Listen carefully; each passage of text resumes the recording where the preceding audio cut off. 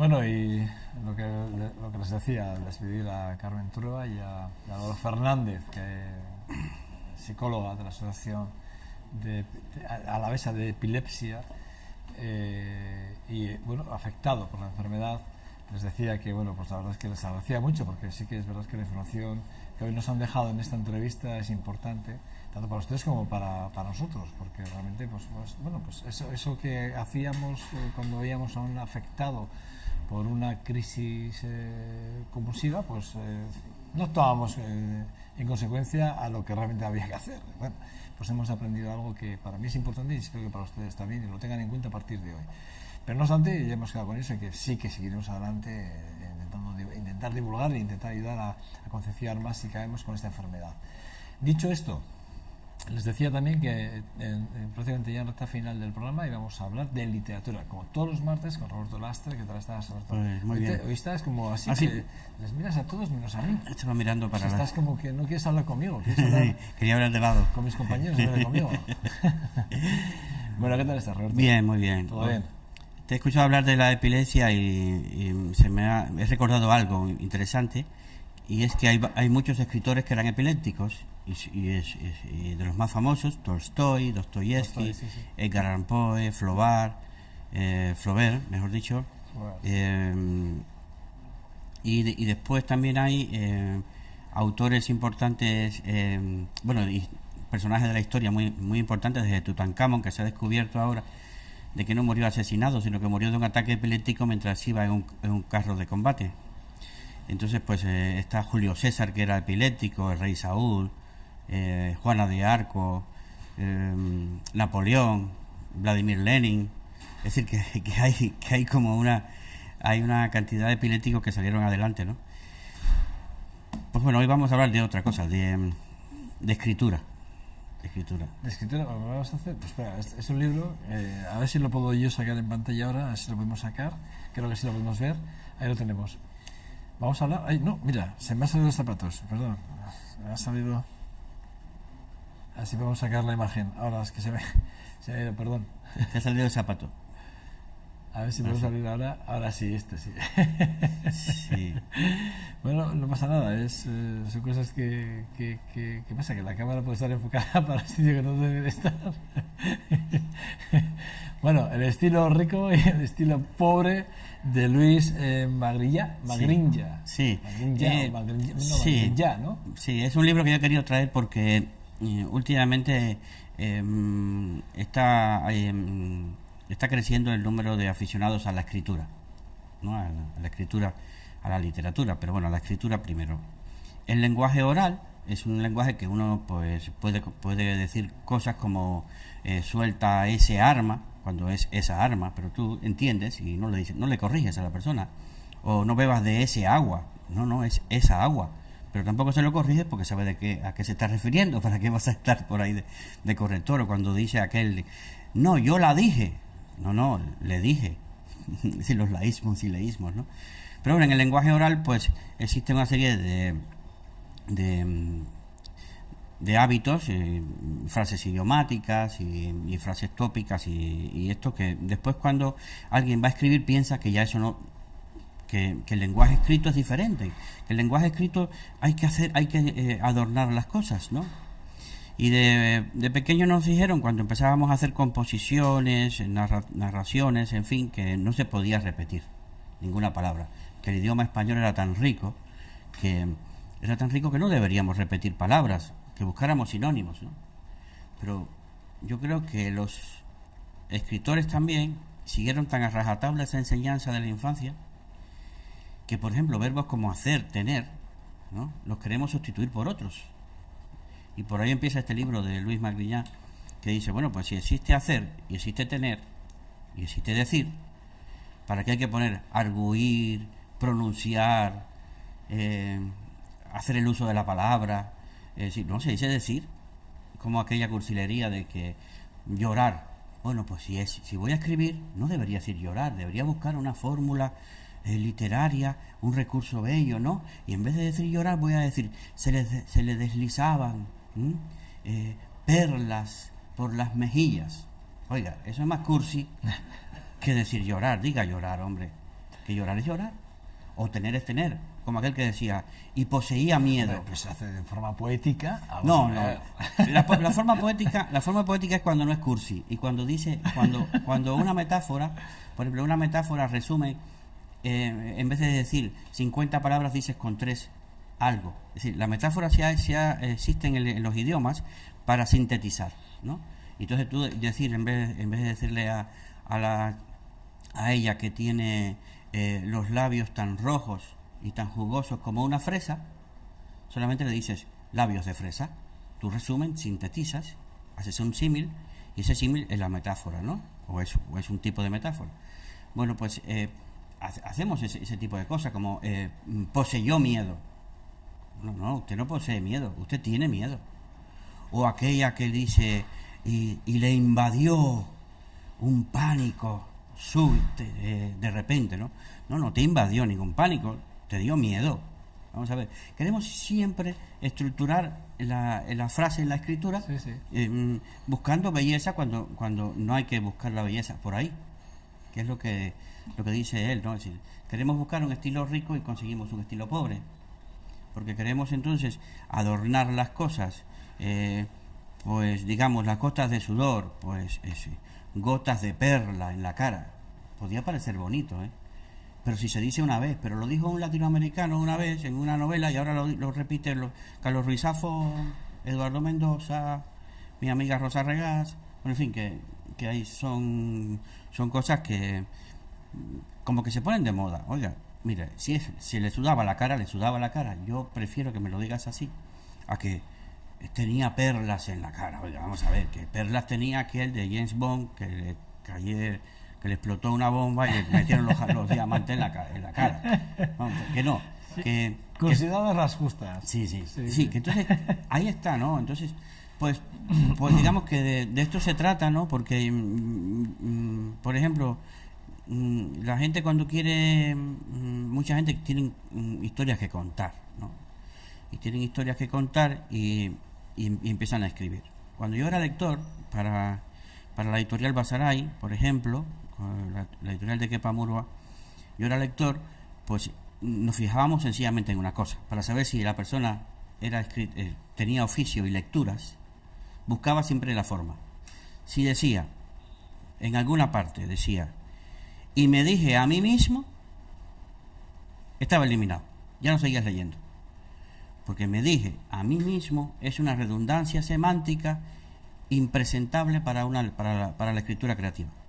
Yo me dije, a mí es una redundancia, pero a mí mismo ya es la redundancia de la redundancia. Entonces me dije a mí mismo, señor, me dije. Entonces, claro, estamos trabajando en esos temas, o por ejemplo cuando el uso de preposiciones, cuando tú dices mi amor hacia ti, mi amistad hacia ti. No, hacia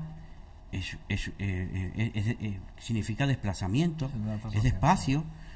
Mi amor hacia ti, no, mi amor por ti, o mi amor a ti, pero hacia, es decir, que queremos siempre poner, ¿no?, adornos donde no caben, o palabras donde no las hay, donde no las debe haber, ¿no? Y entonces muchas veces cuando a mí me llegan, ahora que soy editor, me llegan manuscritos y yo le comento a los autores que mira, esto no deberías hacerlo, pues había veces que yo no tenía fundamento para decirle esto no se hace, y me venían con libros de, digamos, Carlos Ruiz Zafón, pero este lo dice así, ¿no? Y viene con un libro de Carlos Ruiz Zafón que ha vendido millones y millones de libros, ¿no? Que este hombre se ceba con él, lo tiene enfilado Luis Mariñá a Zafón. Y entonces me vienen con libros de Zafón, mira, este lo hace, digo, pero es que esto no se hace. ¿Cómo es posible que las editoriales acepten aberraciones del lenguaje, agresiones al idioma, tales como las que pasan en libros que son incluso famosos, ¿no?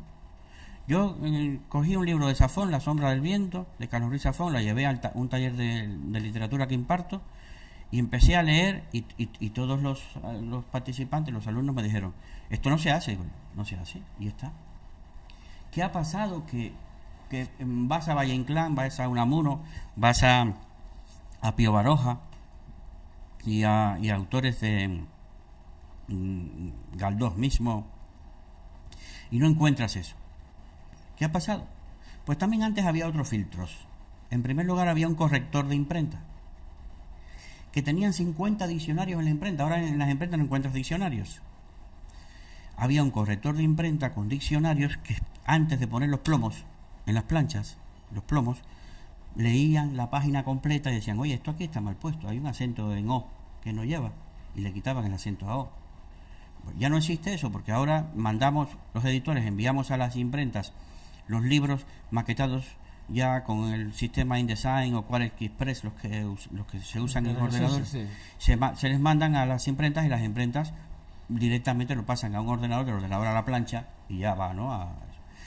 ¿De quién es la responsabilidad? De los defectos sintácticos, los defectos semánticos, o lo que haya en una novela, o de tipo, ¿no? Ortográficos o así. ¿Quién es responsable? Bueno, el editor y el autor.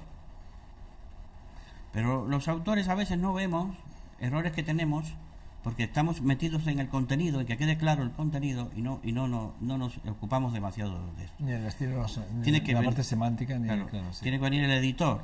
Pero bueno, como ahora las editoriales grandes no trabajan directamente con el autor, sino mediante un asesor, un agente literario, es la agencia literaria la que entonces es responsable un poco de que ese libro vaya correctamente, y se responsabiliza con el contenido de ese libro.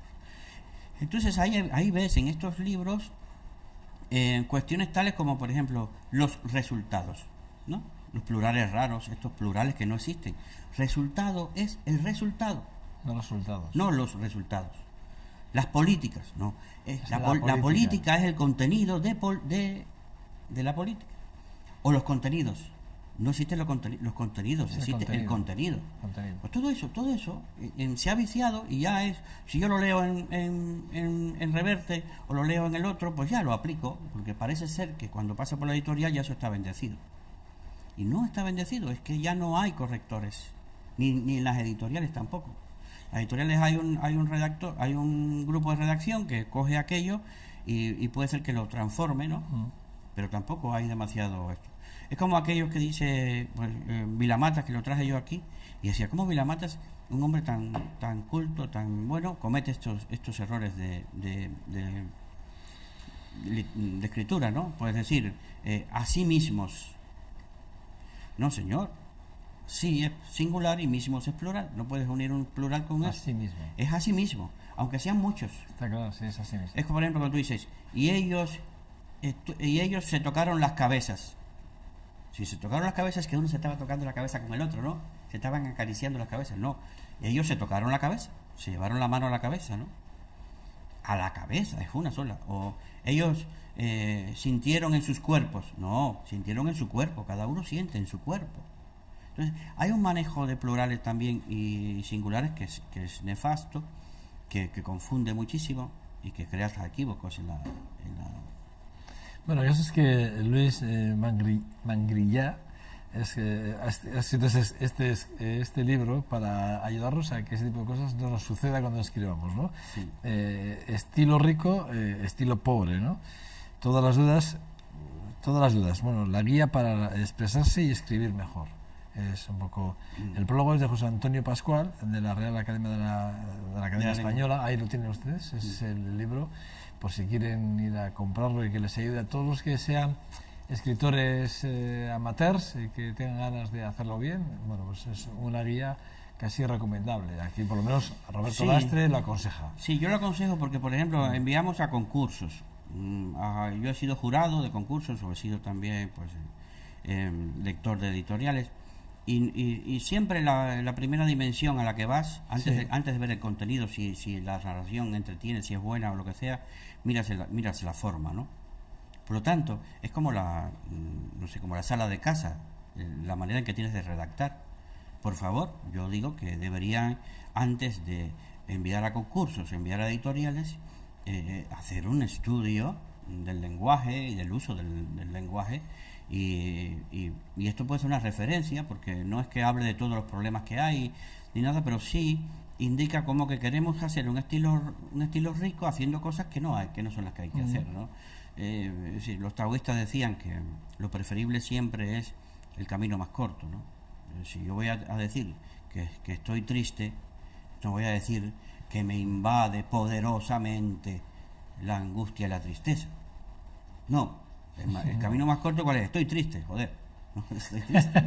Ya. No, incluso el joder está bien, porque pues estoy incómodo, ¿no? Y pasa también con los diálogos, porque en los diálogos tenemos un vicio de las traducciones, ¿sabes? Hemos leído tantas traducciones y tenemos un vicio porque en los diálogos tú haces una pregunta y dices, ¿cuándo viniste? Y dices, pregunté. Hombre, está claro que tiene unos signos de interrogación y que has dicho ¿cuándo viniste? Eso es una pregunta. Hay un vicio de acotar en los diálogos estos, en los parlamentos, ¿no? En los diálogos, acotar y decir cosas, ¿no? Y esto, por ejemplo, en inglés no pasa, porque en inglés, después del guión, lo lees si quieres, si no te enteras. Pero nosotros tenemos el vicio de leerlo todo y entonces tú dices, ¿cómo estás? Pregunté sin más preámbulos.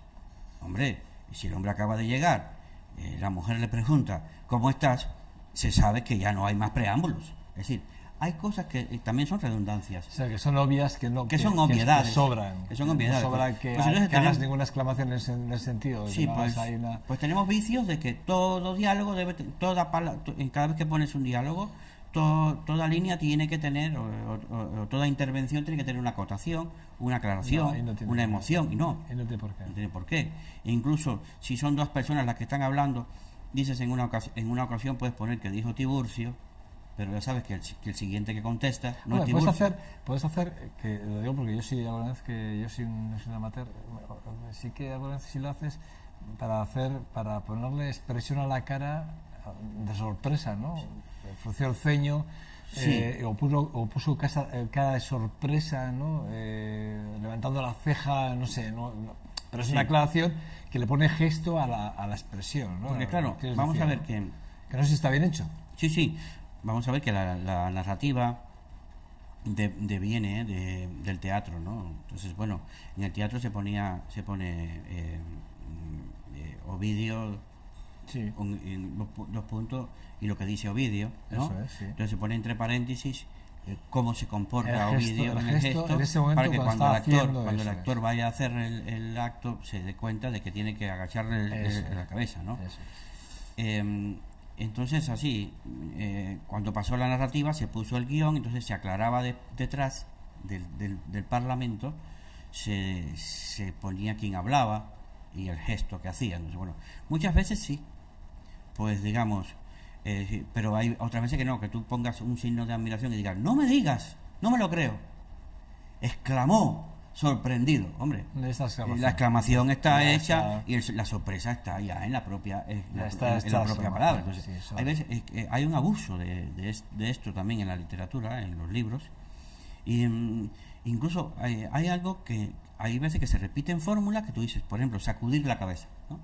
Eso lo tiene todo, Pérez Reverte, Maruja Torres, todos, ¿no? La cabeza. Entonces dice, sacudió la cabeza. Oye, ¿sacuden la cabeza los perros? Yo digo que no, con la cabeza, o muevo la cabeza, pero sacudir la cabeza, pero tú te imaginas lo que es sacudir la cabeza, es que me da mareo. Bueno, yo creo que los perros sacuden la cabeza. Sacudir el es cuerpo, una cosa diferente. Sacudir el cuerpo, si acaso, cuando lo bañas al perro, si acaso, ¿no? Es que son cosas diferentes, ¿no? ¿Quién sacude y qué sacudir? Entonces, claro, eso también es la contaminación de la traducción, porque hay un verbo en inglés que es shake, pero al contrario del castellano, que tenemos para un mismo significado 7 palabras, en inglés una sola palabra tiene 7 significados. Entonces, cuando en inglés te dicen shake, pues es otra cosa, puede significar otra cosa, ¿no? Entonces así hay mucha contaminación del inglés sobre todo, ¿no? Bueno, yo sé que tenemos este maravilloso libro que sí que es verdad que, bueno, como bien dice aquí mi buen amigo Roberto Lastre, nos lo aconseja y cree que además deberíamos de tenerlo, todos los escritores amateurs deberíamos de tenerlo presente, ahí lo tenemos. Muy bien, Roberto, ¿yo te puedo poner deberes? Sí. Pero no para el martes que viene, te dejo tiempo. Yo descubrí al amante, es que lo has mencionado tú antes, de Gustave Flaubert, la descubrí a través de uno de sus libros. Yo de Luis Collet yo no sabía nada, hasta que leyendo parte de la biografía y parte de la obra de Flaubert descubrí a Luis Collet en los textos y dije, ahí va. Y él reconocía que era su amor, realmente por el que el hombre no se desvivía, ¿no? Y hay unas cartas que publicaron que luego Flaubert no sé si él concretamente o alguien sabía del contenido de esas cartas, de esa relación amorosa con Luis Collet, entre 1846 a 1850 y muchos, ¿no? Y son unas cartas de amor preciosas, muy bonitas, que hablan de una relación amorosa a distancia y cómo están escritas las cartas, ¿no? Que también igual, no sé, me gustaría un día... Bueno, pues sí, la buscamos y hablamos de eso, porque Flaubert tenía una obsesión por la calidad. Mira, qué curioso Sí. que hablas, es que cuando lo has dicho, claro, es que cuando lo has dicho me ha llamado la atención. Ese es el ejemplo del estilo, ¿no? Del estilo Sí. limpio, preciosista, ¿no? Hay veces que se demoraba una semana en una página, ¿no? Y supongo que las cartas, como era tan cuidadoso, las cartas tienen que tener una calidad también tremenda, ¿no? Sí.